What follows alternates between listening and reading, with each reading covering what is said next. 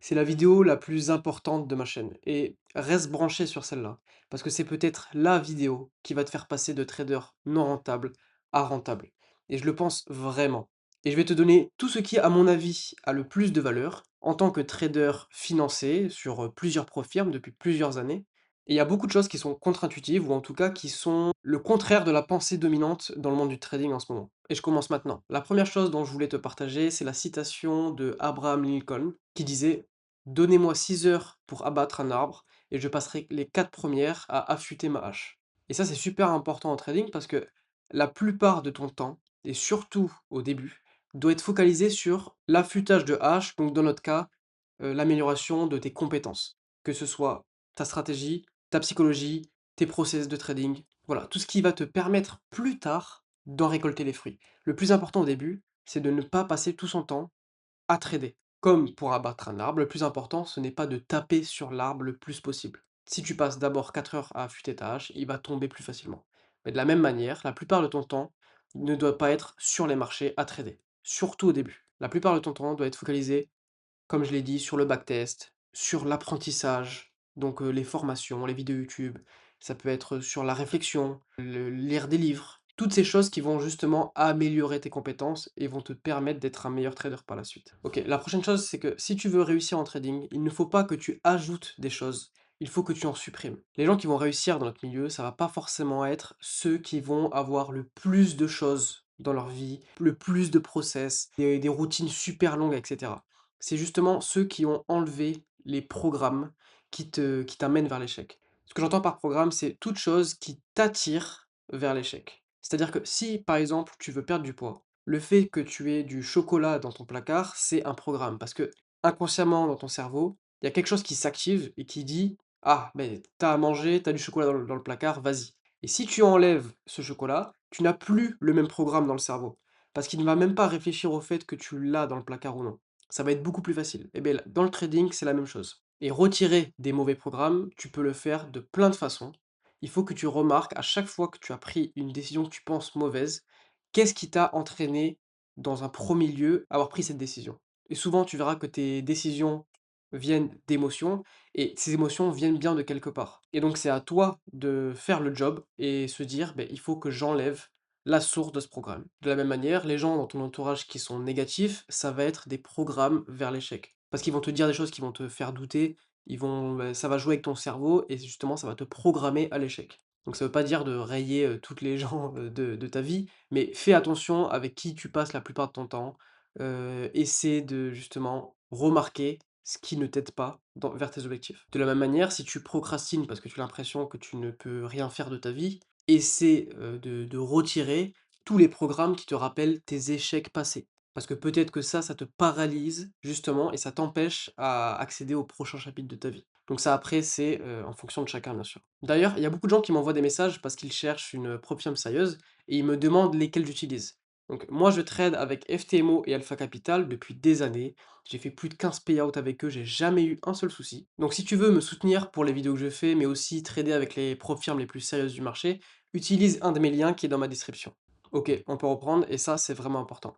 Si tu n'as pas encore atteint les objectifs que tu voulais atteindre, c'est que tu n'es pas encore devenu la personne qui atteint ses objectifs. Je m'explique. Tu as tous ces rêves, tous ces objectifs, toutes ces envies, mais si tu n'arrives pas encore à les avoir, c'est que tu n'es pas encore devenu la personne qui est en capacité de les avoir. Parce que si tu étais assez compétent, ben, avec le temps, tu y serais arrivé. Surtout dans notre monde des propres firmes où n'importe qui peut y arriver vu que c'est ouvert à tous.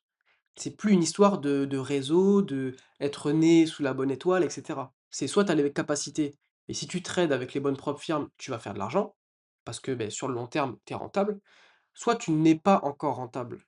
Et dans ce cas-là, c'est que tu n'as pas encore les compétences pour atteindre ces objectifs. Et c'est important de réaliser ça parce que ça peut paraître bête dit comme ça, mais de temps en temps, on peut s'entêter à faire une chose encore et encore sans se rendre compte qu'on putain, on n'a pas les bonnes compétences. Si jamais tu achètes des comptes propres firmes et que tu les crames, tu les échoues à la suite et que une fois que tu en as cramé un, tu en rachètes un deuxième et que tu as cramé le deuxième, tu en rachètes un troisième, tu vois bien qu'il y a quelque chose qui marche pas, ça sert à rien d'acheter un quatrième, tu vois? Tant que t'as pas réglé la chose, tant que t'as pas remarqué ce qui clochait, là, tu as un truc clair qui te dit: «Bah, tu pas encore le trader rentable qui va atteindre ses objectifs. Faut que tu fasses quelque chose et justement, c'est une bonne chose de remarquer ça. Quand tu te rends compte de ça, ça te donne enfin un espoir de se dire: ben si j'améliore quelque chose», ça peut être ta psychologie, ça peut être ta stratégie, ça peut être plein de choses, et beh, ça fonctionnera et le jour où tu deviendras enfin cette personne, tu verras que tes objectifs vont tomber les uns après les autres et le bon côté, c'est que la vie est bien faite.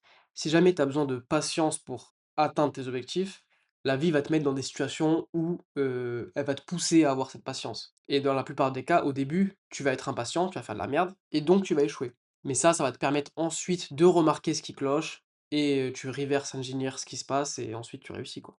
Alors ça, c'est important aussi, ne laisse pas le monde du trading te dire ce qui est une bonne stratégie ou non. Tu sais, les gens, surtout ceux qui ont quelque chose à te vendre, vont te dire que, il n'y a uniquement que leur façon de faire qui est la bonne et c'est pas que dans le trading, c'est dans le monde entier.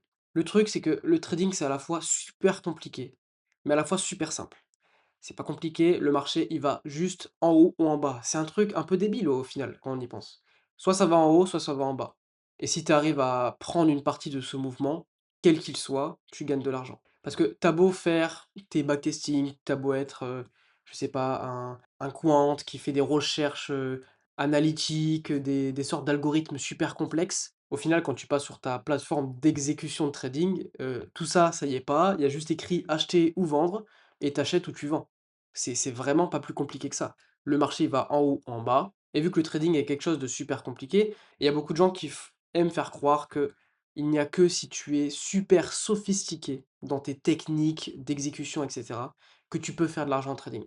Par exemple, ils vont penser que, si tu n'es pas un quant, si tu ne fais pas des recherches, des algorithmes, il n'y a pas moyen de faire de l'argent sur le trading parce qu'il y a des entreprises, des hedge funds qui mettent des milliards, des centaines de millions dans la recherche avec des analystes et que donc, vu que eux ils n'arrivent à faire que 20-30 par an, beh, toi, c'est pas possible que tu les fasses. Faut pas les écouter, ils ne parlent pas du tout du problème de liquidité que ces grosses entreprises ont et que toi tu n'as pas. Enfin bref, c'est débile de comparer les 2 et d'ailleurs, même pour les, traders retail, donc nous, quand tu fais partie, d'une communauté ou quand tu as appris avec un certain mentor, bah, il aime bien chier sur les autres en disant que les supports résistants c'est nul ou en disant que ICT c'est nul. En fait, on s'en fout, tu es là pour faire de l'argent, tu pas là pour, je sais pas quoi, faire la guerre sur Twitter. Il y a des gens qui font de l'argent en tradant les cycles de la lune et c'est pas une blague, ça existe. Je ne sais pas du tout comment ils font parce que pour moi ça paraît un peu débile, mais ça marche en fait donc qui je suis pour, dire que c'est nul si ça fonctionne, tu vois? Donc si tu trades une stratégie de support résistance ou de pattern ou je sais pas et que tu es rentable, n'écoute pas les gens sur internet qui vont te dire de changer parce que tu n'y arriveras jamais. Parce que si tu les écoutes, beh, la moindre série de drawdown que tu vas avoir, tu vas commencer à avoir des doutes et tu vas te dire: «Ah mais c'est vrai, lui il avait dit dans cette vidéo que c'est impossible et j'ai dû avoir de la chance avant», tu vois? Fais ton backtest, vois si c'est rentable sur le long terme. Si ça l'est, n'écoute plus personne et focalise-toi sur ton chart. OK, ça, c'est vraiment hyper important et il faut que tu le mettes en place dès maintenant. La plupart des traders non rentables le sont parce qu'ils le sont des traders discrétionnaires. Qu'est-ce que ça veut dire discrétionnaire? Ça veut dire qu'ils tradent avec l'intuition. Ils se disent: «Ah ben là, ça a l'air bullish, là, ça a l'air bearish. Je le sais parce que j'ai de l'expérience» et ils tradent un peu, pas à l'aveugle, tu vois? Mais voilà, un peu en mode freestyle. Ça, si tu as 20 ans d'expérience derrière toi, ben ça peut être une bonne chose parce que justement, vu que tu as vu des dizaines de milliers de charts, ton cerveau a imprimé des choses qui te permettent de décider si c'est une bonne idée ou pas de prendre le trade. Mais vu que la plupart des gens qui vont regarder, cette vidéo sont des débutants ou intermédiaires, même au bout de 2 ans de trading, je pense que tu ne peux toujours pas savoir quand, vendre ou acheter juste en regardant un chart. Le plus simple à mon avis, il te faut en tout cas, il te faut un trading plan clair, un contexte carré pour que tu saches exactement comment exécuter, à quelle heure, avec quel, pourcentage de risque, dans quelle direction. Voilà, il faut que tout soit clair. De cette manière, tu vas éviter de faire plein d'erreurs et tu vas justement pouvoir vraiment backtester et avoir des bonnes données sur si tu es rentable ou non. Un autre aspect, c'est aussi le fait que ça va te créer énormément de fatigue décisionnelle et qu'on a une certaine réserve et si tous les jours, tu dois réfléchir à comment je vais trader et cetera et que tu changes un peu tous les jours, tu vas faire un burn-out, en fait. Et ça peut aussi créer de la paralysie d'information, c'est-à-dire que tu penses à tellement de choses en même temps, qu'au final tu ne prends plus de trade et tu passes à côté de plein d'opportunités. Le plus simple, c'est tu as ta checklist, tu as ton trading plan, et quand tu vois que le marché fait ça, ça, ça, ça et ça, dans telle circonstance, tu prends le trade, basta, et c'est réglé. Ok, la prochaine erreur, c'est le fait d'avoir 12 setups différents. Quand je dis 12, c'est une multitude. Comme disait Bruce Lee, hein, je préfère affronter un homme qui a fait un coup de pied ou une technique 10 000 fois qu'un homme qui a fait une fois 10 000 techniques. Et là, c'est la même chose. Il vaut mieux que tu te focalises sur un ou deux setups, pas plus, peut-être trois si tu veux, mais il faut vraiment que tu les masterises, que tu deviennes excellent, que tu deviennes la spécialité de ces setups. Ça sert à rien d'être un peu un homme à tout faire, qui a plein de setups et qui du coup ça va être brouillon en fait. Tu vas tout faire moyennement, c'est pas vraiment ce qui va t'apporter des résultats. OK, celle-là, elle s'applique pas à tout le monde, mais je pense que les stratégies avec un win rate faible vont te tuer psychologiquement. Ça veut pas dire qu'elles ne sont pas rentables, parce que tu peux être rentable avec une stratégie à 10% de win rate. Forcément, si tu fais plus de 9 de risk reward en moyenne. Et il y a des gens qui traitent comme ça, mais pour l'avoir testé, en tout cas pour ma part, ça va t'emmener tellement d'épreuves psychologiques qui vont se mettre en obstacle avec tes objectifs. À moins que tu sois un robot ou un psychopathe qui n'a pas les émotions habituelles que tout le monde peut avoir, vraiment, le fait d'avoir un win rate plutôt autour de 40 à 60%, si c'est plus, c'est tant mieux, ça va vraiment t'aider à éviter les périodes de doute, à éviter d'overtrader, à éviter de tout risquer sur un trade une fois que tu as perdu trop. C'est tellement dur, les périodes de drawdown, que si on peut éviter que ce soit tout le temps, vaut mieux le faire. Ça veut pas dire qu'il faut avoir des win rates de 1 pour 1, même si ça peut être rentable encore une fois, c'est pas vraiment ce que je préconise. Voilà, il faut que tu fasses des tests pour voir ce qui est le mieux pour toi, mais je te conseille d'éviter les stratégies avec un très faible win rate. Ensuite, je pense que tu dois te focaliser sur l'apprentissage de la direction. Pour moi, c'est vraiment l'aspect le plus important d'une stratégie de trading, c'est déterminer la direction. Si tu es un day trader, il faut que tu détermines la direction de la prochaine journée. Parce que si tu ne regardes qu'une seule time frame, imaginons que tu rentres en 5 minutes, tu vas louper énormément d'informations importantes. Et surtout, tant que tu ne traites pas en direction du flow, tu vas être à contresens, tu vas perdre. De la même manière que si tu veux devenir un surfeur, tu peux t'exercer, bien sûr, à aller sur la planche, te lever dans le bon timing. Voilà, tu peux même devenir un expert à ça, hein. Si tu te mets en face de la vague et donc dans le mauvais sens, t'as beau avoir les meilleures techniques, tu vas tout le temps tomber. Ça veut pas dire que si tu es dans la bonne direction de la vague, tu peux pas tomber, parce que ça arrive aussi. Tu peux être dans la bonne direction du trade et te faire sortir et perdre de l'argent. Mais au moins, tu as la possibilité de faire l'argent, tu vois. Et dans le surf, c'est pareil. Au moins, tu as la possibilité de prendre la vague. C'est pareil, si tu prends un trade dans un marché qui consolide, qui ne va nulle part, ça ne sert à rien. C'est comme si tu allais surfer sur un lac, même si tu as toutes les bonnes techniques, s'il n'y a pas de vague pour te pousser, tu vas perdre. Donc focalise-toi sur apprendre le biais journalier et surtout le masteriser. Ça aussi, c'est quelque chose dont j'ai été victime pendant des années, c'est de faire l'erreur en tant que day trader, de se focaliser sur la tendance des prochaines semaines, des prochains mois. C'est-à-dire que je trade du coup dans une seule journée, je rentre et je sors dans la même journée, et je commençais à faire des analyses fondamentales, à regarder les saisonnalités, aussi à regarder ce qui se passe au niveau du sentiment de marché. Je regardais aussi les COT reports, donc je sais pas comment on dit. En fait, j'analysais aussi le weekly, le monthly. Voilà, je me demandais ce qui se passait vraiment sur la tendance, sur les prochaines semaines, vers où allait le marché. Et c'est bien si tu fais du swing trading, mais si tu es day trader, en fait, on s'en fout. Parce que tu peux être dans une tendance de marché haussière et la prochaine journée va être baissière. Vraiment, le but quand tu es day trader, c'est de te focaliser sur qu'est-ce que la prochaine bougie journalière va faire. Donc bien sûr, si tu es sur une tendance haussière, il vaut mieux prendre le plus souvent un billet haussier, mais ça ne veut pas dire qu'il ne va pas y avoir des journées de retracement, et donc là, il va falloir prendre des shorts. Parce que si dans les journées de retracement, tu longues parce que tu penses que la trend monthly, elle est bullish, tu vas perdre. Il faut que tu arrives à apprendre et à expérimenter, de voir comment faire, mais vraiment analyser ton chart en daily et te demander qu'est-ce que la journée prochaine va faire. Ok, ça c'est une dinguerie, je sais plus comment j'ai réussi à avoir ces statistiques. C'est les vraies statistiques d'une propre firme et elle te montre que plus tu trades en volume par semaine, plus tu ne fais pas de payout. Donc c'est pas vraiment français, mais t'as compris. Donc là, je l'ai sous les yeux, je te l'ai affiché. De la colonne de gauche, on voit bien que le nombre de trades dans un cycle, et donc ça c'est par semaine, et on voit que les traders qui ont entre 3 et 5 trades par semaine, ils sont 96, donc c'est 2,43% des traders. Pourtant, c'est 34 du pourcentage de payout. Un tiers des payouts revient à 2 des traders. C'est dingue. Juste parce qu'ils tradent moins. Et on voit que plus tu descends, c'est-à-dire que plus tu trades par semaine, plus le pourcentage de payout qui est donné à cette catégorie de traders diminue aussi. Regarde. À l'inverse, ceux qui tradent plus de 25 fois par semaine, c'est un tiers des traders, c'est 35%. Pourtant, ils représentent que 2 des payouts.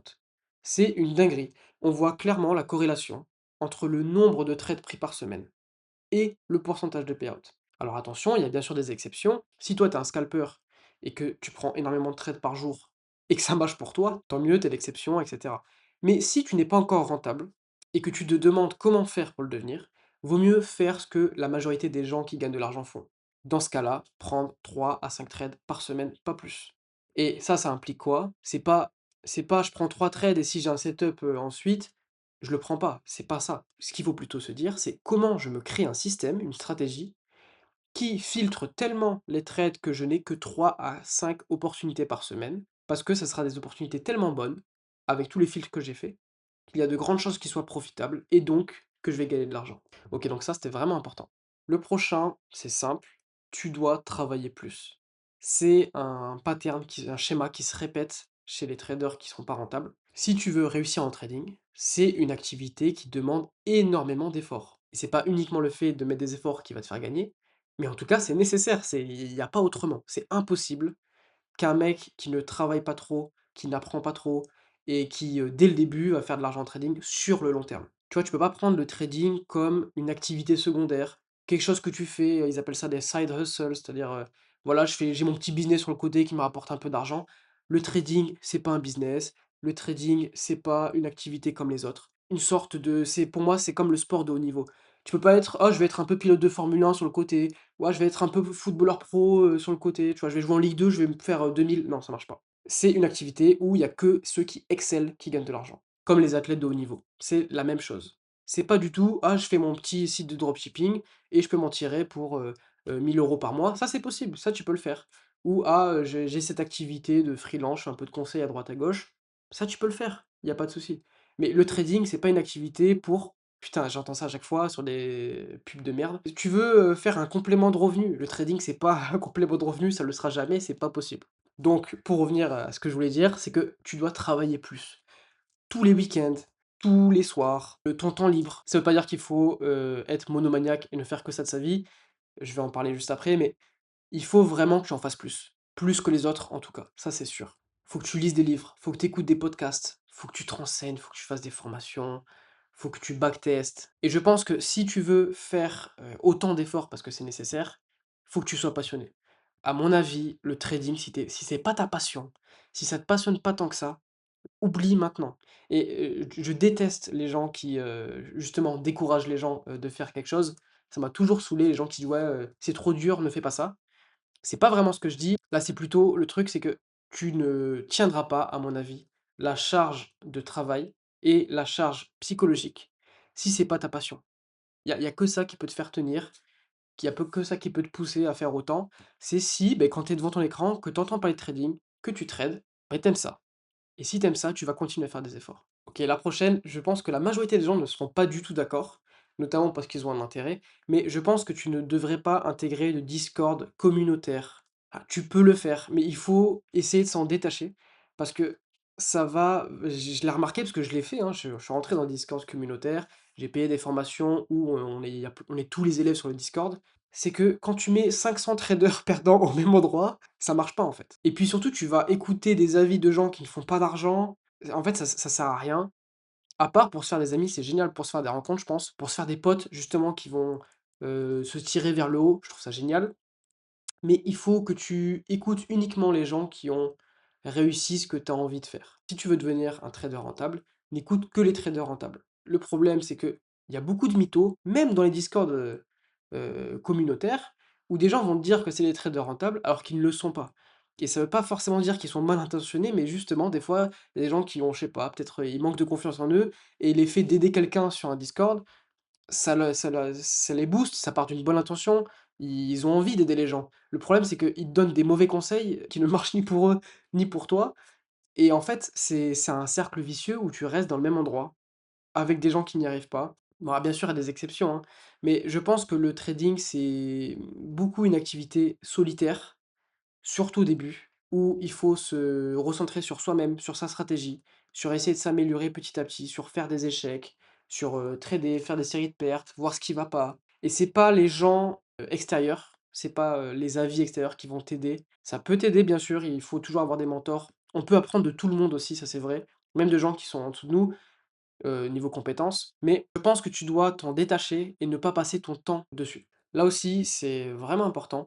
Il faut que tu remettes en question tout ce que tu entends sur internet. Ça vaut pour moi aussi. J'ai pas du tout la vérité, universelle et c'est pas non plus le cas pour les autres youtubeurs, les gens sur Twitter et cetera. De un parce qu'il y a beaucoup de menteurs. De 2 parce que leur vérité ne s'applique pas forcément à toi. De 3 parce que si ça se trouve, tu peux faire encore mieux. Et je vais m'expliquer. Pendant un temps, moi j'ai appris beaucoup avec ICT et il disait qu'il fallait pas trader les veilles de jours de NFP, donc non-farm payroll, la grosse news, parce que, bah, le marché n'était pas bien, je sais pas quoi. Du coup, beh, pendant des années, j'ai pas tradé ces jours-là et en fait, j'ai remarqué en backtestant que ma stratégie fonctionnait ces jours-là, donc en fait, j'avais perdu énormément d'opportunités. Donc il aurait fallu que je remette cette idée en question et il faut que tu remettes tout en question. Il faut que tu te construises un esprit critique et que tu remarques par la donnée, par, les chiffres, par les faits, ce qui se passe réellement et surtout ce que toi tu ressens aussi. Beh, qu'est-ce qui est le mieux pour toi tout simplement? Maintenant, j'en ai déjà parlé, mais le trading, c'est un jeu d'isolation, c'est un jeu de focus. C'est toi contre toi. C'est même pas toi contre le marché. C'est toi avec le marché contre toi. Et c'est pour ça que je pense qu'il faut que tu te détaches des réseaux sociaux, que tu même si ça a l'air bien, hein.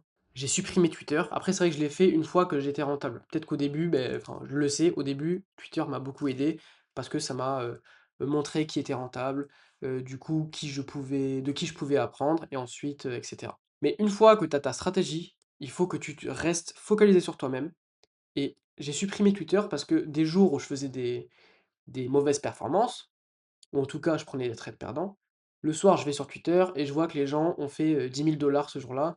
En fait, ça nique ton cerveau, tu as l'impression d'être une merde, tu as l'impression que ta stratégie n'est pas bonne, alors que c'est pas du tout le cas. C'est juste que, beh, tous les jours, forcément dans le monde, il y a quelqu'un qui a gagné de l'argent. Donc, s'il poste sur Twitter, tu vas avoir l'impression qu'il y a toujours quelqu'un qui gagne quand tu perds. Ça peut vraiment être mauvais, délétère pour, toi et tes performances. Donc il faut que tu traites ton focus, ton attention avec le plus de valeur possible. Essaie d'éliminer tout ce qui te retire de ton focus. Maintenant, belle citation. Le trading est un métier où vous êtes rémunéré proportionnellement à votre capacité à faire ce qu'il vous semble inconfortable, contre nature et souvent ennuyeux, encore et encore. Ouais, celle-là, elle est vraiment lourde. C'est-à-dire que le trading, et tout le long, ça s'arrêtera pas, je pense. Après, je sais pas, ça fait que 6 ans que j'en fais. Ça sera toujours difficile, ça sera toujours inconfortable. Et ton cerveau va tout faire pour que tu arrêtes le trading. C'est-à-dire que quand tu es en trade, tu as envie de sortir du trade parce que tu es en stress.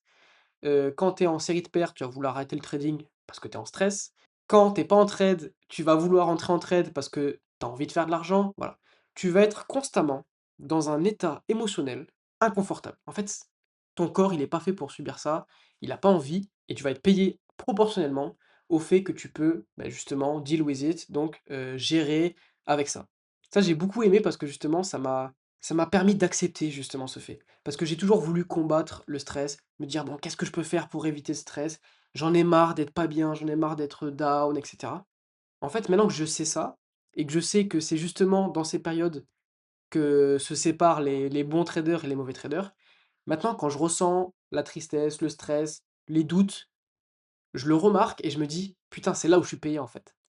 Parce que je vais pas du tout changer mon plan, je vais continuer à faire ce que j'ai à faire et c'est ces actions, cette manière de penser qui va faire que je vais être payé ensuite. Génial, je vous le dis, génial celle-là.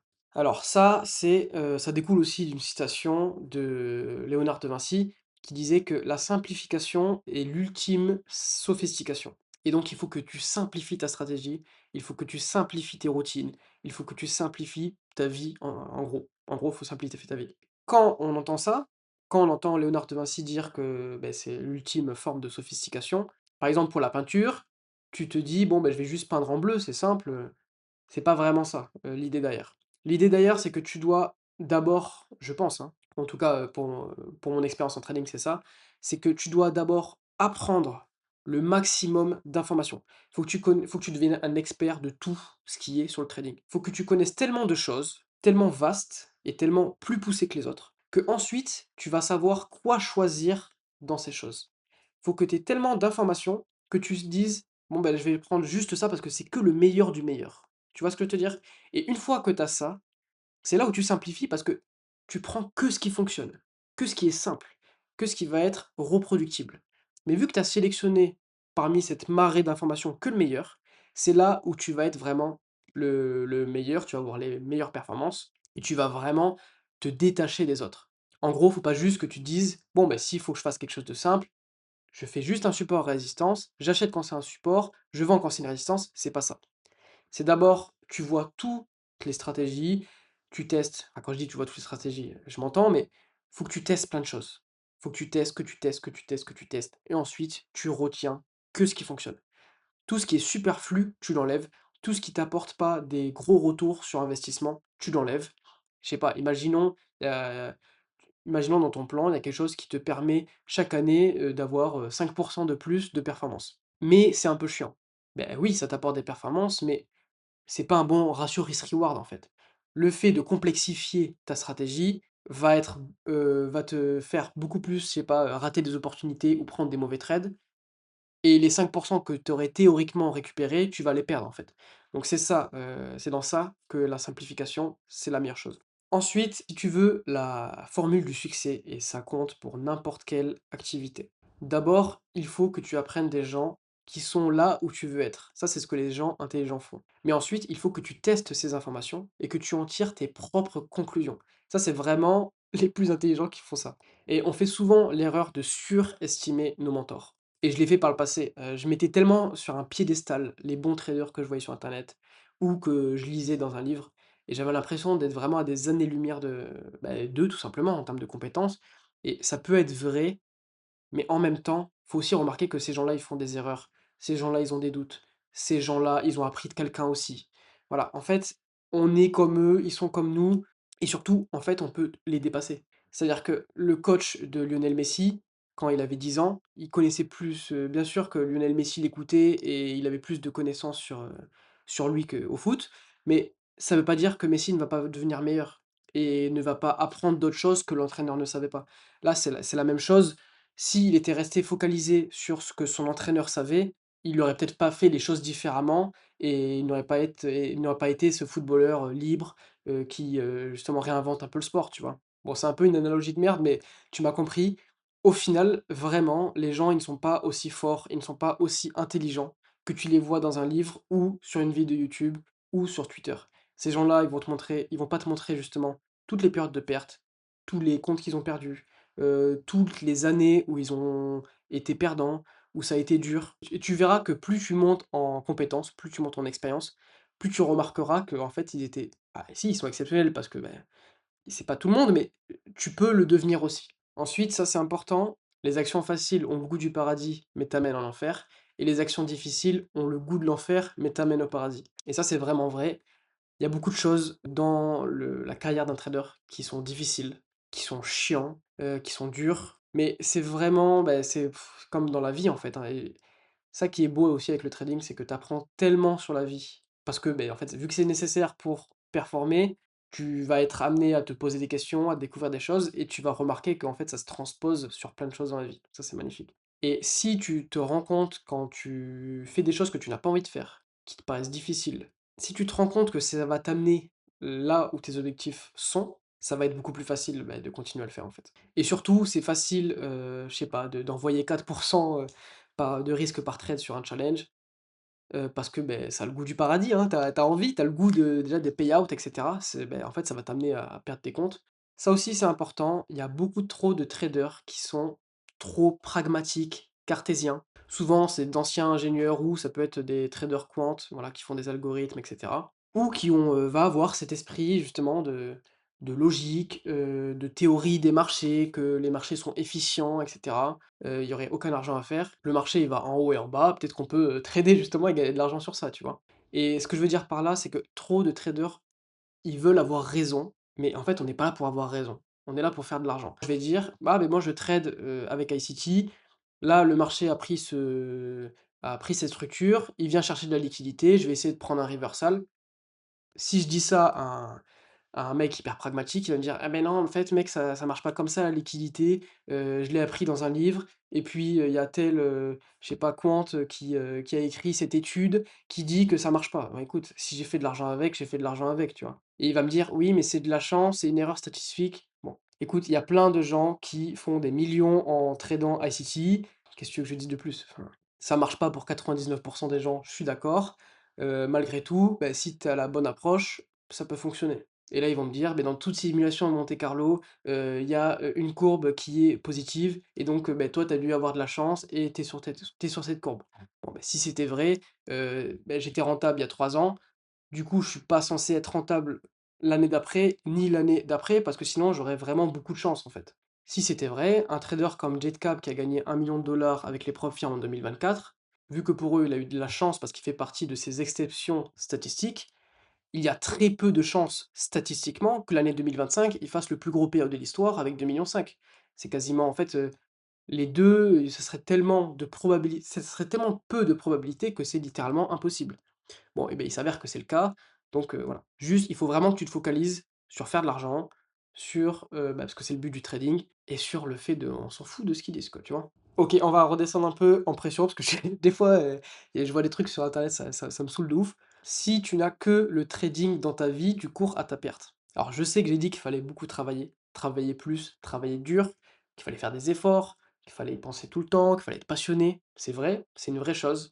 Mais si c'est tout ce que tu fais dans la vie, ça va être très compliqué de réussir. Parce que comme dans toute carrière, le trading, il y a des hauts et des bas. Et si tu n'as que le trading, ben tu vas être très haut émotionnellement quand ça va et très bas émotionnellement quand ça va pas. Et le problème, c'est que ça peut te faire échouer parce que si tu es trop haut quand c'est haut, tu vas avoir trop de confiance, tu vas faire de la merde, tu vas trop risquer sur tes trades, et cetera. Et si quand tu es tout en bas dans le down, ça te met tellement mal que tu as envie d'abandonner, ben vois bien que sur le long terme, c'est pas bon. Donc il faut que tu trouves des activités en dehors du trading, d'autres passions, du sport. Les gens ils disent: «Ouais, trouve pas une meuf, c'est une distraction». Bon, bah, si t'es pas un mongol, tu passes pas, 100 de ton temps à penser à ta meuf, c'est tout, enfin c'est pas compliqué en fait, c'est bien aussi d'avoir une meuf, de parler de tes doutes et bien sûr d'avoir un copain si tu es une femme ou homosexuel, mais avoir un partenaire de vie avec qui échanger, c'est génial, ça peut t'enlever, bah, ça peut te justement, je sais pas, la vie est plus belle à 2 quoi, c'est tout.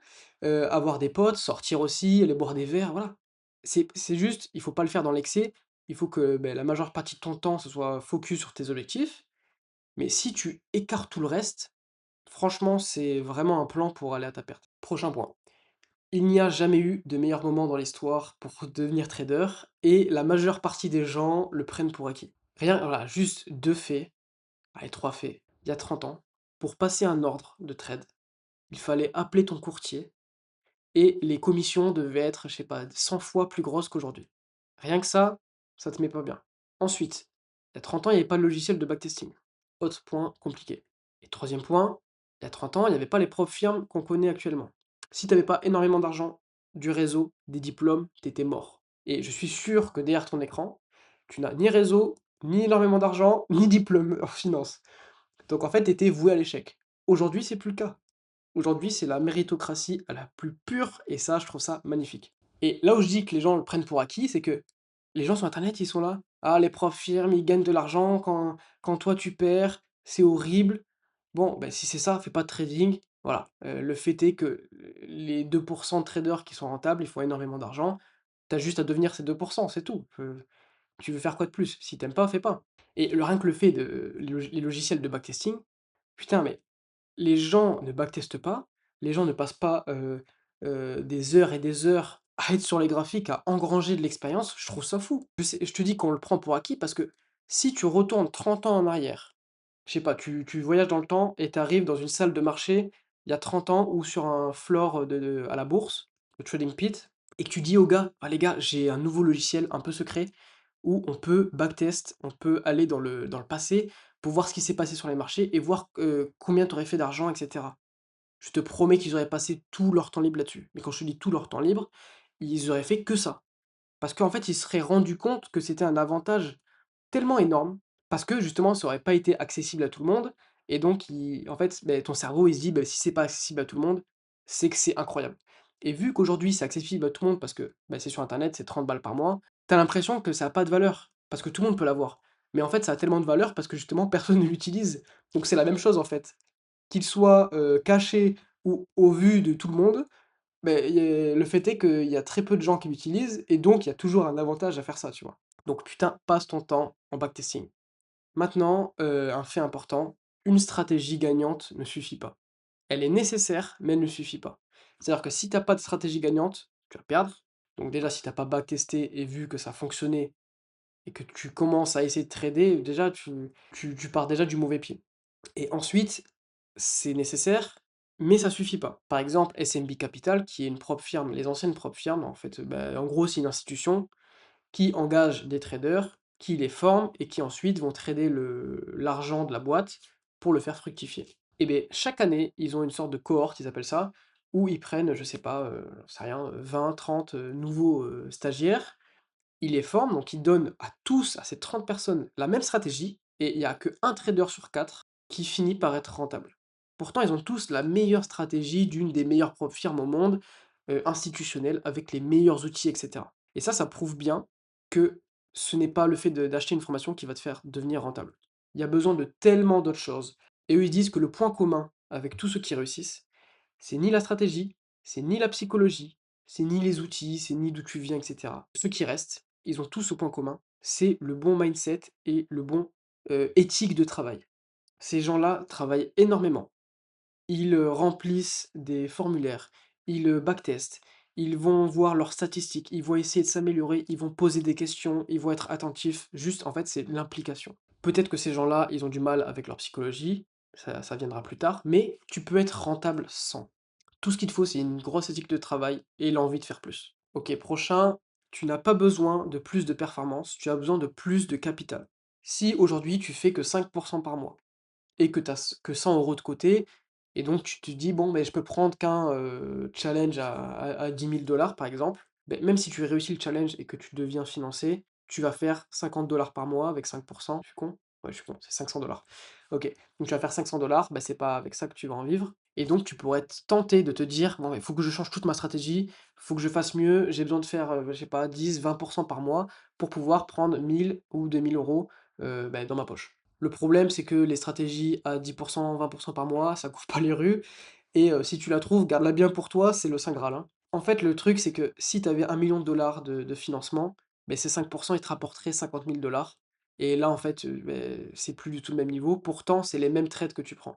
Donc une fois que tu as trouvé ta stratégie qui est rentable, même si tu fais 3 par mois, focalise-toi, vois long terme et dis-toi que tu vas scaler petit à petit les comptes, que tu vas accumuler les comptes jusqu'à avoir un capital qui te permet de vivre de ces 2-3. Ça ne veut pas dire qu'il faut que tu te contentes de ça et que tu restes toute ta vie à 2-3. Il faut toujours essayer de faire mieux, mais n'essaie pas de ne pas trader tant que tu as pas trouvé, le saint graal à 20 par mois. C'est de là où je veux en venir. Et il y a une stat de dingue, qui te dit en fait, qui te montre, la capacité de scaling avec les propres firmes, c'est qu'une fois que tu as un compte financé, chaque payout de 0,5 te permet d'acheter le même compte. C'est dingue. Si tu achètes un compte à 200 000 et encore aujourd'hui, c'est encore plus faible parce que les prix ont baissé. Si tu achètes aujourd'hui un compte à 200 000 qui te coûte 1 000 € et tu le passes, tu le gagnes et cetera. Chaque payout de 0,5 c'est rien 0,5 te permet de racheter un compte à 200 000 parce que tu auras 1 000 €. Et donc en fait, tu te rends compte que, beh, à chaque payout, si tu fais des payouts à 1, 2, 3 tu vas pouvoir racheter des comptes les mêmes ou plus gros et donc tu vas scaler rapidement. Ça aussi, c'est quelque chose, c'est pour te donner de l'espoir. Trop de traders pensent que les résultats arrivent de manière linéaire. Alors qu'en fait, c'est tout le contraire. Ils se disent, bon, ben, vu que j'ai pas gagné d'argent cette année, vu que j'ai pas gagné de l'argent l'année prochaine, il n'y a aucune chance que j'arrive à faire de l'argent l'année d'après. Et c'est là où ils abandonnent. Alors qu'en fait, tu peux faire zéro pendant 3 ans et faire d'un coup 10 000 par mois la quatrième année. C'est possible, ça se fait. Parce qu'en fait, le trading, c'est pas comme tous les autres business. C'est que une fois que ça clique, une fois que tu as trouvé le truc, là, vraiment, c'est là où les résultats vont se montrer. et pas avant. Il y a très peu de chances que tu sois un peu rentable, que tu fasses un peu par-ci par-là, mais que tu ne perdes pas tes comptes et que petit à petit ça monte. C'est pas vraiment comme ça que ça va se marcher. C'est que soit tu es rentable, soit tu es pas rentable. Et donc soit tu vas perdre tes comptes, soit tu vas gagner des comptes et les accumuler et faire de l'argent. Bien sûr, c'est pas vraiment une vérité, fondamentale, c'est possible aussi d'être au milieu, mais souvent, c'est qu'une fois que tu as compris ce qui clochait et surtout ce qui fonctionnait, c'est là où tout va s'accélérer. Maintenant, ça, c'est vraiment important, ça me tient énormément à cœur. J'ai beaucoup de mal à mettre de mots dessus, mais si tu ressens ce feu en toi, tu poussé vers ce chemin, le fait de faire une carrière dans le trading, faut vraiment que tu te donnes à 100. Et tu sais, il y a beaucoup de gens dans mon entourage, plusieurs fois, qui m'ont dit: «Et si ça marche pas?» Mais en fait, il y a pas de «ça marche pas». C'est que si ça marche pas, mais je vais juste continuer, c'est tout, jusqu'à ce que ça marche. Il y a pas de «ça marche pas, donc j'arrête». C'est que tant que ça marche pas, je continue. Et si ça marchait pas jusqu'à mes 45 ans, beh, je ferai toujours un boulot et à côté, je continuerai à faire du trading. Genre tant que ça marche pas, je continue. Parce que c'est ma mission de vie, parce que j'ai ce feu et qu'il faut pas que je l'abandonne. Et tu vois, on m'a aussi dit: «Ah et pour ta retraite, parce que, du coup, beh, tu vas pas cotiser pour la retraite et si même imaginons même, voilà, j'y arrive jamais. Et beh, je te jure que je préfère à 80 ans être encore en train de bosser, mais j'ai aucun regret. J'ai eu ma vie où j'ai tenté des choses, où j'ai tenté justement de faire ce que mon âme avait envie. Je suis sûr que je préférais ça à me dire: «Putain, j'aimerais être à la retraite depuis 10 ans, à 65 ans».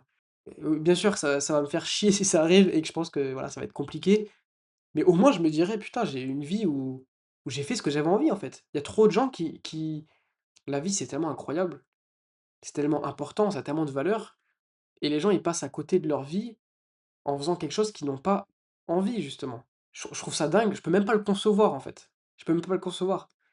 Et si tu te plais dans ton activité aujourd'hui et que le trading, ça t'attire juste pour l'argent, mais ça va pas marcher, ça va pas, tu devrais re-questionner tes choix de vie et te dire: «Putain, qu'est-ce que j'ai envie de faire de ma vie?» Parce que, justement, les regrets, ça brise un homme, ça brise une femme. Faut vivre sans regret. Et si tu veux vivre sans regret, faut se donner à fond. Il faut pas lâcher jusqu'à ce que ça fonctionne. Et c'est pour ça qu'il faut vraiment que tu vives en accord avec qui tu es. Il y avait Kanye West qui avait dit ça dans une interview. Il disait: «Quand tu vas au boulot, tu mets un masque et donc en fait 70 de ta vie, tu n'es pas qui tu es».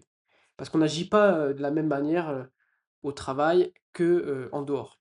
Ce qui veut dire qu'on n'est pas vraiment nous-mêmes. Tu es tout le temps en stress: «Ah qu'est-ce que je dois dire? Ah qu'est-ce que je dois faire?» C'est pas du tout un truc anti-salariat ou anti, CDI et cetera. Ce que je veux dire, c'est si tu te plais pas dans ce que tu fais aujourd'hui, réfléchis et essaie de trouver ce qui, toi, t'anime. Et si c'est le trading, mon gars, vas-y à fond. Ça veut pas dire du tout lâche ton boulot, c'est pas ce que je dis, mais sur ton temps libre, voilà, vas-y, prends tes rêves, bosse, essaye, et un jour peut-être que ça fonctionnera. Et je me souviens la première fois que je me suis mis en full time dans le trading, je gagnais 0 €, hein, j'avais aucun compte financier, c'était juste, voilà, j'avais fini mes études et je me suis dit: «Maintenant, je vais faire que du trading jusqu'à ce que ça marche». C'est pas le truc le plus intelligent, à faire, mais bon, ça a fonctionné pour moi.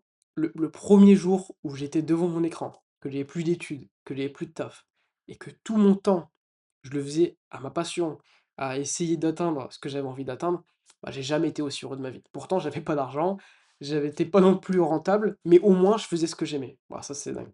Bon, on change de sujet totalement. Je vais te dire pourquoi lire, c'est important. Déjà, tu vas apprendre plein de trucs pour 20 balles. C'est une dinguerie. Tu peux avoir entre tes mains un objet où la personne a mis, plusieurs mois, plusieurs années à l'écrire, donc énormément d'efforts. Pour avoir les compétences de d'écrire ce qu'elle a écrit, ça fait peut-être 10, 20 ans, 30 ans, justement, qu'elle a mis des efforts et toi, tu peux avoir ça pour 20 balles. Je trouve ça fou et les gens s'en rendent pas compte, c'est dingue. Voilà, rien que pour ça, c'est cool. Ensuite, ça te permet d'améliorer ta concentration et ça, c'est super important en trading, surtout de nos jours où on a, les TikTok, les Instagram, les reels. On est en train de se bousiller le cerveau, moi y compris. Bah, d'ailleurs, j'ai tout supprimé comme ça, bah, je sais que ça se mettait en travers de mes objectifs donc voilà. Et le fait de lire un livre, se poser, aide ton cerveau à être plus posé, à être plus calme, à retrouver une attention, se plonger dans les choses en profondeur. Ça, c'est important. Troisième chose, le livre, lire, ça va justement faire baisser ton stress, ton niveau de stress global, même dans ta journée. Si tu lis un peu tous les jours, bah, tu seras tout simplement moins stressé, c'est une activité relaxante, tout simplement. Mais le plus important, et c'est pas la chose la plus obvious, c'est qu'aujourd'hui, personne ne lit et quand je dis personne, c'est une très très faible partie et encore moins des livres de développement personnel et ce qui veut dire qu'en fait, quand tu lis, tu dis à ton cerveau, inconsciemment: «Putain, moi je suis quelqu'un qui lit» et ça peut paraître bête ce que je dis, c'est la phrase est débile, je me suis rendu compte en la disant, mais en fait, notre vie, c'est le reflet de notre identité. Les résultats qu'on a dans notre vie, c'est les reflets de, ce dont nous, on se perçoit. Si tu te perçois comme quelqu'un qui lit et donc qui fait des choses pour t'en sortir et donc qui essaie de s'améliorer, quelqu'un qui essaie d'apprendre, tu verras que toute ton identité va aussi se construire sur ça et tu ne vas plus réfléchir de la même façon et du coup, tu ne vas plus agir de la même façon. Ça peut paraître bête, mais rien que le fait de lire va dire à ton cerveau: «Je suis quelqu'un de sérieux, je suis quelqu'un qui veut s'en sortir, je suis quelqu'un qui est intelligent, je suis quelqu'un qui, a des compétences». Même si c'est pas vrai, hein, ça se trouve, tu juste à lire un livre, t'as rien appris, t'es aussi bête qu'avant, mais rien que le fait de penser le contraire va t'aider. Pourquoi? Parce que si dans ton inconscient, tu penses que tu es quelqu'un de sérieux, tes pensées vont être celles de quelqu'un de sérieux et donc tes actions vont être celles de quelqu'un de sérieux et donc tu auras les résultats de quelqu'un de sérieux. Et c'est comme pour tout, le fait de faire de la méditation, le fait de se lever à l'heure, le fait de faire ce que tu as dit que tu ferais. Tout ça, c'est des choses qui vont te permettre de construire ton identité et l'identité que tu as besoin d'être pour atteindre tes objectifs. Et donc, c'est d'autant plus important le fait de lire que ce que tu apprends en tant que tel dans le livre. Vraiment, on se rend peut-être pas compte, mais c'est vraiment ça aussi qui va t'apporter des gros résultats. OK, ensuite, pour le plus spécifique au trading, je pense que tu dois trader au moins 2 marchés différents. Si possible, pas trop corrélés, même si c'est un peu, compliqué. Parce que si tu trades un seul marché, bon, si tu es un scalper, ça va, il y aura pas de souci. Mais si tu es un day trader, tu peux avoir des périodes où, un marché ne va pas être rentable avec ta stratégie. Et ça peut durer 1 mois, 2 mois, et si tu n'as pas d'autres marchés qui viennent équilibrer justement ces performances, ben ça va être compliqué mentalement et même pour toi, on a besoin de stabilité, tu vois? Et si tu traites différents marchés, ça va justement faire une moyenne, en fait. Alors oui, si ton marché que tu tradais avant est très bien sur une période, mais l'autre moins bien, tu vas te dire: «Putain, j'aurais pu avoir mieux en performance», mais en fait, justement, ça va lisser, ça va faire une moyenne et ça va te permettre d'éviter d'avoir des périodes trop compliquées. Ensuite, pareil, très spécifique au trading, tous les trades perdants ne sont pas des leçons. Ce n'est pas parce que tu prends un trade perdant que tu dois, te plonger dedans pour voir ce qui ne va pas, essayer de voir le moindre détail. Il y a beaucoup de bruit dans le monde du trading. Tu ne peux pas tout, prédire et on ne peut pas savoir justement si ce trade a quelque chose à nous apprendre.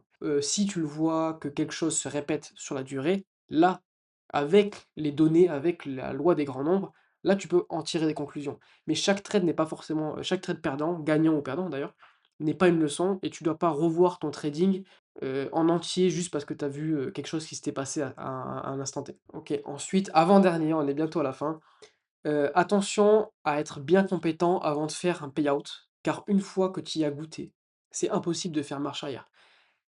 Là où je veux en venir, c'est que si tu peux avoir de la chance et valider des comptes, avoir un ou 2 payouts et croire que tu es invincible, alors que tu n'es pas rentable. C'est vraiment possible, suffit que tu aies, une bonne période, un peu de chance et tu vas te dire: «Bon, ben c'est bon, ça marche, c'est génial». Le truc, c'est que si tu as pas les compétences derrière, si tu es pas vraiment rentable, que tu as eu ce payout, que tu perds tes comptes et que tu n'arrives plus à en faire, là, en fait, ça va être vraiment très, très dur. Et tu vas peut-être rentrer dans un cercle vicieux où tu vas constamment racheter des comptes en te disant: «Beh, ça a marché une fois, donc peut-être qu'il faut que je retente une fois» et tu vas peut-être perdre tous tes sous, devenir accro et cetera. C'est pas le truc qu'on veut. Donc fais attention, ça veut pas dire que tu ne dois pas prendre des petits comptes pour t'exercer au début. Moi, je suis pour que tu achètes des petits comptes, pour te familiariser aux plateformes, pour apprendre de tes erreurs. Il faut pratiquer, il faut trader. Mais il faut les prendre comme du bac à sable, comme de l'entraînement, ne pas mettre un piédestal dessus et c'est pas parce que tu fais un payout dessus que tu es rentable. Ce qui en dit le plus sur ta profitabilité, ça va être le fait de backtester sur 1, 2 ans et voir si tu as des bons résultats. Là, tu peux te dire: «C'est bon, je suis rentable» et là, tu vas pouvoir acheter des gros comptes. Maintenant, pour finir et vraiment, c'est super important, je pense que vraiment, c'est peut-être la leçon la plus importante, n'aie pas peur de viser plus gros. Ce que je veux dire, c'est que la plupart des traders se focalisent sur: «Je dois valider un challenge». Putain, j'ai tellement envie de valider un challenge, je veux un payout.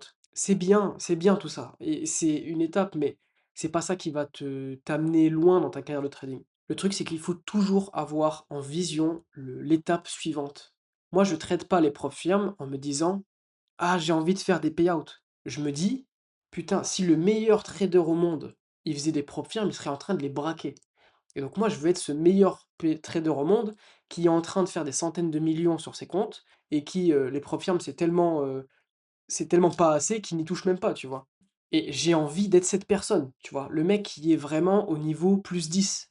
Parce que si tu deviens cette personne, beh, les payouts, tu vas les enchaîner, tu vas avoir tous les comptes et ça veut pas dire que je minimise le fait de passer des challenges et d'avoir des payouts. Parce qu'en fait, tu fais déjà partie si tu y arrives, déjà félicitations et tu fais déjà partie des exceptions, des gens qui font partie du petit pourcentage qui arrive et c'est bien et il faut surtout les célébrer.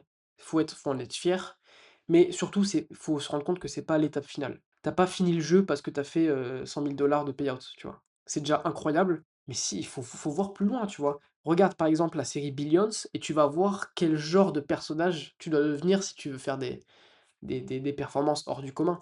Tu veux devenir un trader d'exception. C'est vrai que moi quand j'ai regardé la série, bon c'est une série mais elle est inspirée de faits réels, tu vois le mec il est tellement intelligent, tellement sharp, il réfléchit pas comme les gens, ordinaires et je me suis dit: «Putain, je suis à des années-lumière de ce mec, faut que je devienne comme ça». Je parle pas forcément personnellement mais plus sur l'aspect, compétence, quoi. Surtout, n'oublie pas de t'abonner. Parce que la prochaine vidéo, c'est une grosse surprise. Je pense que ça va vraiment te plaire, donc voilà, tu ferais bien de t'abonner, active la cloche, tout ce qu'il faut, et on se retrouve dans la prochaine vidéo.